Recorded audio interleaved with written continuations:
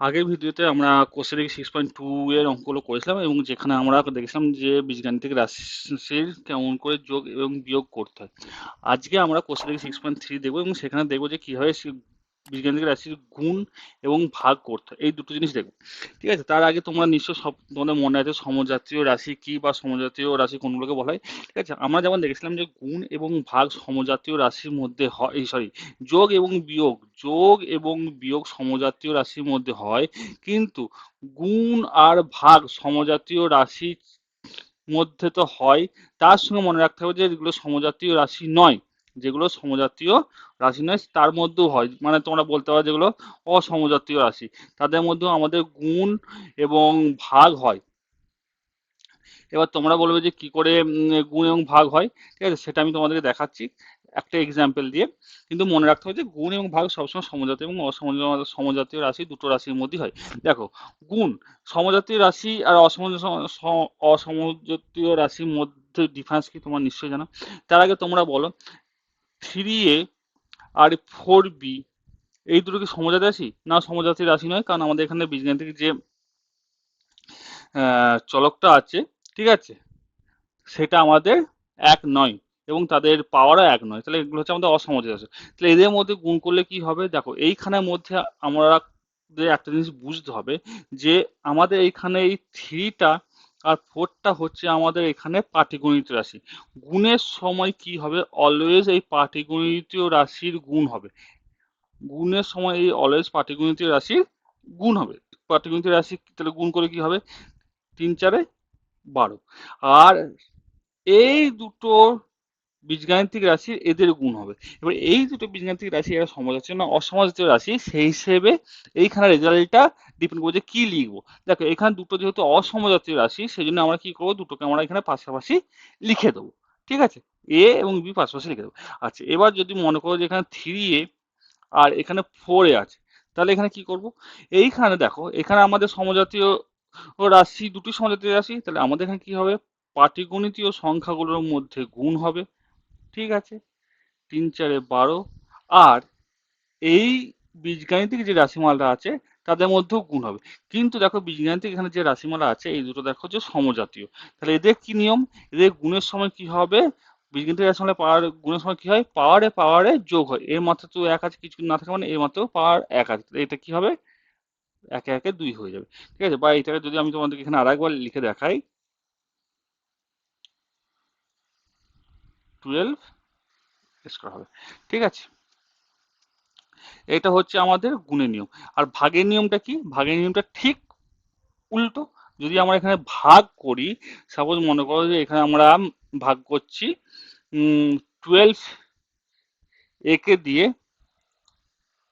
12a কে 3b দিয়ে ভাগ করছি, তাহলে এখানে আমাদের কিন্তু এই যে বীজগাণিতিক যে রাশিটা আছে, এই সরি পাটিগণিতিক যে রাশিটা আছে সেটার মধ্যে ভাগ হয়ে যাবে। সেটা কি হয়ে যাবে? 3 4 4। আর কি হবে? এ আর বি কে ভাগ যায় কি? যাবে না, তাহলে 4a/b। আবার যদি আমাদের এটা হতো 12 স্কোয়ার বাই 3 স্কোয়ার বা 3a নাও, তাহলে এখানে কি হবে? এখানে বীজগাণিতিক রাশিমালার সঙ্গে বীজগাণিতিক রাশিমালার বিয়োগ হবে, আর পাটিগণিতের সঙ্গে পাটিগণিত বিয়োগ, তাহলে এখানে কি হবে? 3 4 12, যেটা আমরা আগেই করলাম, 3 4 12। আর আমাদের ভাগের সময় কি নিয়ম জানি? যে পাওয়ারে পাওয়ারে বিয়োগ হয়, মানে a² - 1 বা 4a টু দি পাওয়ার 1 লেখাও যা না লেখাও যা, তোমরা জানো। তাহলে এটা হবে আমাদের অ্যান্সার। তো আশা করছি গুণ এবং ভাগ বীজগণিতের রাশিমালা তোমরা বুঝতে পেরেছো। চলো, এবার বাকি অঙ্কগুলো করতে করতে তোমাদের জিনিসগুলো আরো ক্লিয়ার হয়ে যাবে। হুম, শুরু করা যাক। তাহলে আজকের শুরু করি।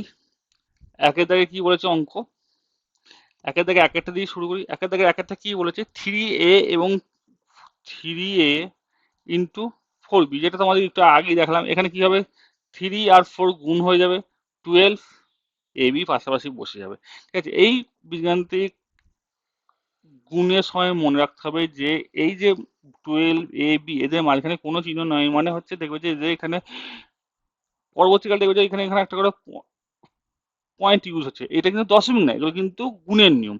ঠিক আছে, এগুলো হচ্ছে গুণ চিহ্ন। ঠিক আছে, বা তোমরা কোনো কিছু না দিয়ে পাশাপাশিও লিখতে পারো। আচ্ছা, 2 নম্বর 12ab ডিভাইডেড বাই 3a। দেখো 12ab বাই 3a। আমি কি বলেছি, পাটিগণিত সংখ্যাগুলো সব সময় কাটাকুটি হবে। 3 4 12, এখানে এ আছে এখানে এ আছে, তাহলে কি হবে, কেটে যাবে। তাহলে কি হবে, শুধু 4b। আচ্ছা, তোমরা যদি বলো যে কেন কেটে যাবে, সেখানে দেখো আমি তোমাদেরকে যেমন বললাম যে পাওয়ারে পাওয়ারে বিয়োগ হয়, তাহলে পাওয়ার পাওয়ারে বিয়োগ কি হবে, 4, এর মাথাতেও 1 আছে এর মাথাতেও 1 আছে, তাহলে 1 - 1, আর বি কিছু নেই শুধু ওপরে আছে, তাহলে কি হবে বলো, এটা কি হচ্ছে এ টু দি পাওয়ার 0b। এবার এ টু দি পাওয়ার কোন সংখ্যার মাথায় 0 মানে কি 1, একদম ঠিক, যারা যারা বলতে পেরেছো। তাহলে এটা আমাদের কি আসছে 4b। তাহলে এই যে অ্যান্সারটা সেটা এলো, সেই জন্য আমরা এখানে কি করি, সহজে কেটে দিতে পারি। আশা করছি বুঝতে পেরেছো। ঠিক আছে, তোমাদেরকে আরো দু একটা অঙ্ক দেখিয়ে দিই যাতে করে তোমাদের বুঝতে ক্লিয়ার হবে। কোন অঙ্কটা দেখাবো, কোন অঙ্কটা দেখাবো, দেখো, হ্যাঁ, আচ্ছা, এখানে আর একটা জিনিস তোমাদেরকে মনে রাখতে হবে, গুণ এবং ভাগের সময় কিন্তু অলওয়েজ কিন্তু সাইন চিহ্নটা নিয়ে কিন্তু কারবার হবে আমাদের। ঠিক আছে, এখানে যদি প্লাস থাকে আর এখানে যদি প্লাস থাকে, তাহলে কি হবে, প্লাসে প্লাসে প্লাস। আচ্ছা, এখানে যদি প্লাস থাকে আর এইখানে যদি মাইনাস থাকে, তাহলে কি হবে, প্লাসে মাইনাসে মাইনাস। এই জিনিসটা কিন্তু তোমাদেরকে মনে রাখতে হবে। তোমাদেরকে আমি বলেছিলাম যে প্লাস প্লাস কি হয়, প্লাস মাইনাসে কি হয়। ঠিক আছে, চলো সেরকম একটা এক্সাম্পল দিই। চারেরটা কি বলেছে, -x² ইন্টু এক্স। এখানে সবার আগে বলো তো এইটার কি চিহ্ন। এটাকে যদি আমি একটু দূরে লিখি, বলো এটার কি চিহ্ন। কোনো কিছু চিহ্ন না থাকা মানে হচ্ছে সেটা প্লাস চিহ্ন, বা এটাকে তোমরা এইভাবে লিখো +x। ঠিক আছে, কেন লিখলাম, কারণ কোনো কিছু চিহ্ন না থাকা মানে হচ্ছে কি তার বাঁদিকে অলওয়েজ প্লাস চিহ্ন আছে। এখানে আর একটা লাইন লিখে দিই যাতে করে তোমাদের বুঝতে হবে, এটাকে আমরা এইভাবে লিখতে পারি +x। বলো কি হবে, প্লাসে মাইনাসে মাইনাস। আর কি হবে, গুণের সময় কি হবে, এখানে পাটিগণিত রাশি কিছু নেই, তাহলে শুধু বীজগণিত আসবে। গুণের সময় কি হবে, পাওয়ারে পাওয়ারে যোগ, এখানে 2 আছে এখানে 1 আছে, কি হবে x³। 2 আর 1 যোগ করলে কি হয়, 3 হয়, x³। আশা করছি বুঝতে পেরেছো। আচ্ছা, নেক্সট আমি যদি তোমাদের বলি যে, আচ্ছা এরকম দেখো 6 অঙ্কটা দেখো, একই একই ধরনের অঙ্ক। 6 অঙ্কটা কি বলছে, x² ইন্টু x², কি হবে, x⁴,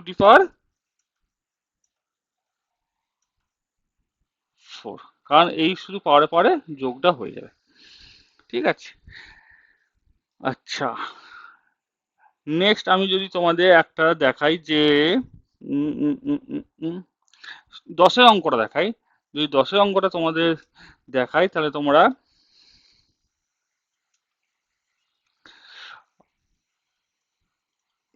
কি বলেছে, 3ab, এখানে বক্স দিয়েছে, এখানে কত বসালে এখানে এ হবে। আচ্ছা, এই অঙ্কটা করার আগে বলো তো, 15 ভাজিত এখানে কত বসালে 3 হবে, কি করো, 15কে 3 দিয়ে ভাগ করো না, তবে 5 হবে, তাহলে এখানে 5 বসালে 3 হবে। ঠিক এখানেও তেমন করতে হবে, তাহলে কি করতে হবে, এখানে 3ab কে এ দিয়ে ভাগ করতে হবে। বলো এ দিয়ে ভাগ করলে কত হবে, এ কেটে গেল 3b। আশা করছি বুঝতে পারছো। এর সঙ্গে কিছু তোমাদের স্ট্রিকি অঙ্ক দিয়েছে, যেমন হচ্ছে গিয়ে 8-এরটা 9-এরটা, এইগুলো হচ্ছে একদম মানে যারা ক্লাস 1-2 ভালো করে পড়েছে তাদের কাছে এই অঙ্কগুলো কিছুই নয়। ঠিক আছে, 8-এরটা এবং 9-এরটা।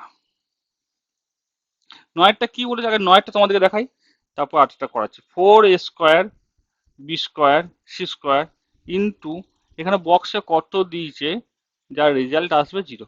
তুমি আমাকে বলো তো, আমাদের কি হয়, 0 দিয়ে কোনো সংখ্যাকে মাল্টিপ্লাই বা গুণ করলে কি হয়, 0 হয়ে যায়। তো এখানে আমাদের কি বসবে, 0। সেই সংখ্যাটা আমাদের যত বড় সংখ্যাই হোক না কেন, যদি আমরা তাকে 0 দিয়ে মাল্টিপ্লাই করে দিই, তাহলে তার রেজাল্ট আসবে এ বিগ 0। এটা কিন্তু মাথায় রাখবে। এখানে 4 square B square C square থাকুক না কেন, আরো বেশি থাকুক না কেন, এখানে 10,000, 10 লাখ, 5 লাখ, 15,000, 15 কোটি থাকুক না, তাকে যদি আমরা জিরো দিয়ে গুণ করে দিই, তাহলে তার অ্যান্সার কিন্তু আসবে জিরো। এটা কিন্তু মনে রাখতে হবে আমাদেরকে, কারণ জিরোর পাওয়ার খুব বেশি। এমনিতে জিরোর কোনো ক্ষমতা নাই, কিন্তু জিরো দিয়ে যদি গুণ করে দেওয়া হয়, তাহলে পুরো জিনিসটাকে জিরো দিয়ে গুণ করলে তার রেজাল্ট জিরো চলে আসবে। যদি তোমাকে জিরো দিয়ে গুণ করে দেওয়া হয়, তাহলে তোমারও রেজাল্ট কিন্তু জিরো চলে আসবে। ঠিক আছে, চলো। আচ্ছা, আরেকটা কি বলেছে, 0 ডিভাইডেড বাই AB সমান কত, বলো আগে। এই কনসেপ্ট রাখো, জিরোকে যদি 5 দিয়ে ভাগ করা হয়, তাহলে কি হবে? ছোট ছেলের মতো ভাগ করো তো কি হয় দেখো, বলো কত হবে।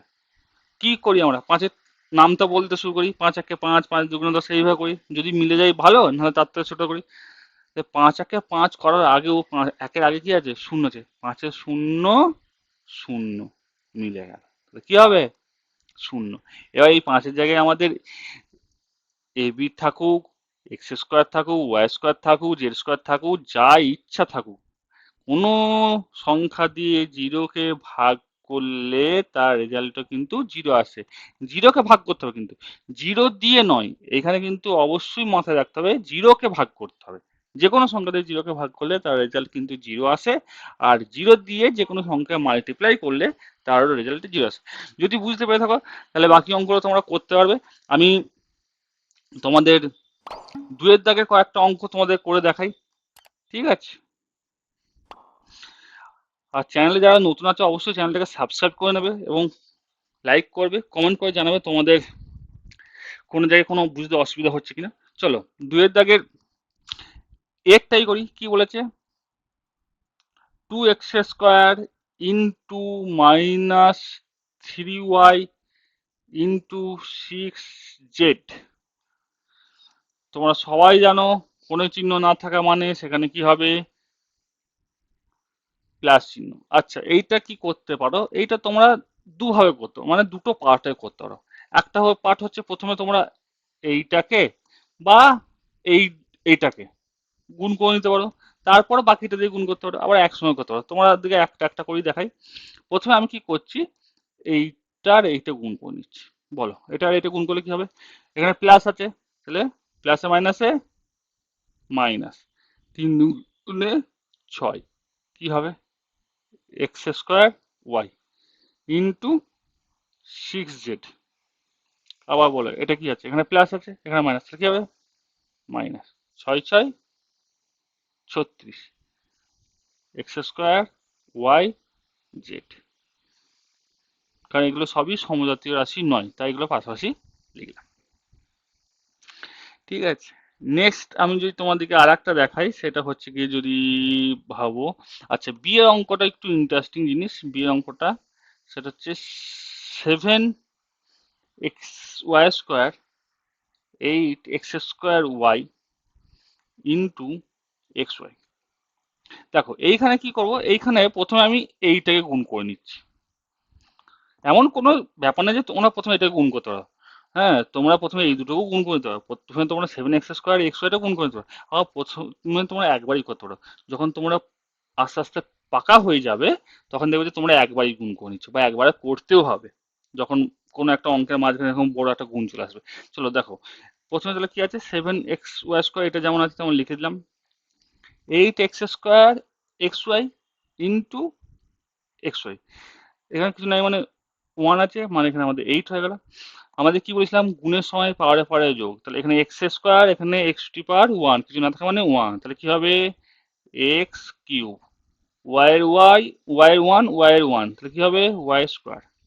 এবার কি হবে, 7 × 56, আবার কি হবে, গুণের সময় পাওয়ারে পাওয়ারে যোগ, x⁴ আর y⁴, 2 + 2 কত হচ্ছে, 4। এটা হয়ে গেল আমাদের অঙ্ক অ্যান্সার। আশা করছি বুঝতে পেরেছো। যদি বুঝতে পেরে থাকো, তাহলে তোমরা বাকি অঙ্কগুলো করবে। আচ্ছা, এখানে তোমাদেরকে আমি একটা ইয়ের অঙ্ক করে দিই, ভগ্নাংশ দিয়ে অঙ্কগুলো, যেটা তাহলে তোমাদের মোটামুটি সব টাইপের অঙ্ক বোঝা হয়ে যাবে। হুম, সেটা হচ্ছে ইয়েরটা করে দিই। কি বলেছে, 2/3 x² y ইন্টু 3/5 x² দেখো এখানে কি হবে, এখানে তার আগে মনে রাখো এখানে ভালো ভাবো তো, 2 × 2 এর 3 আর এখানে 3 এর 5 যদি এরকম থাকতো আমরা কি করতাম, 3 3 কেটে দিতাম। এখানেও তাই, এখানেও 3 3 কেটে যাবে, এখানেও কেটে যাবে, কেটে যে কি হবে, 2 এর 5, আর গুণের সময় কি হবে, পাওয়ারে পাওয়ারে যোগ, x³ y²। আশা করছি বুঝতে পেরেছো। যদি বুঝতে পেরে থাকো তাহলে তোমরা বাকি অঙ্কগুলো করবে। এর সঙ্গে আমি তোমাদেরকে আর একটা অঙ্ক দেখিয়ে দিচ্ছি, ঠিক আছে, পি এর অঙ্কটা একবার সবার লাস্ট অঙ্কটা। এই অঙ্কটা দেখো, এই অঙ্কটা তোমাদের দেখো এইখানে কি আছে, দুটো রাশিমালা আছে, ঠিক আছে। এইটার নিয়ম হচ্ছে প্রথমে আমরা এইটা দিয়ে সবটাকে গুণ করব, তারপরে 2টা দিয়ে এটাকে গুণ করব, ঠিক আছে, বা 2 এর জায়গায় যদি অন্য কিছু থাকে তাহলে প্রথমে এটা দিয়ে গুণ করো। তার মানে কি রেজাল্ট আসবে, দেখো এক্স দিয়ে 3x কে গুণ করলে কি হবে, 3x²। এক্স আর 1 গুণ করলে কি হবে, প্লাস এক্স, এই যে প্লাস আছে প্লাস এক্স। আচ্ছা +2 দিয়ে 3x কে গুণ করলে কি হবে, 6x। +2 দিয়ে +1 কে গুণ করলে কি হবে, 2। এইবার বলো তো বাবা এইখানে কি আছে, এইটা আর এইটা কি সমজাতীয় রাশি, আর সমজাতীয় রাশির মধ্যে কি হয় আমাদের যোগ এবং বিয়োগ হয়, তাহলে 6x আর 1x মানে কত, 7x 2। এটা হয়ে গেল আমাদের অ্যান্সার। আশা করছি বুঝতে পেরেছো, ঠিক আছে। যদি বুঝতে পেরে থাকো তাহলে তোমরা বাকি অঙ্কগুলো ঘরে চেষ্টা করবে, ঠিক আছে।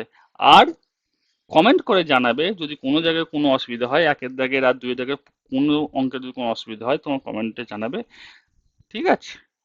নেক্সট ভিডিওতে আমি 3 এর দাগের অঙ্কগুলো তোমাদের 3 এর দাগের, 4 এর দাগের, 5 এর দাগের অঙ্কগুলো যেগুলো আছে, ঠিক আছে, সেগুলো তোমাদের করাবো, ঠিক আছে। আশা করছি বুঝতে পেরেছো, ঠিক আছে। চলো, আর তোমরা যদি চ্যানেলে নতুন হও তাহলে চ্যানেলটাকে অবশ্যই সাবস্ক্রাইব করে নিও এবং বন্ধুদের সাথে শেয়ার করো এবং কমেন্ট করে জানিও কেমন লাগলো তোমাদের।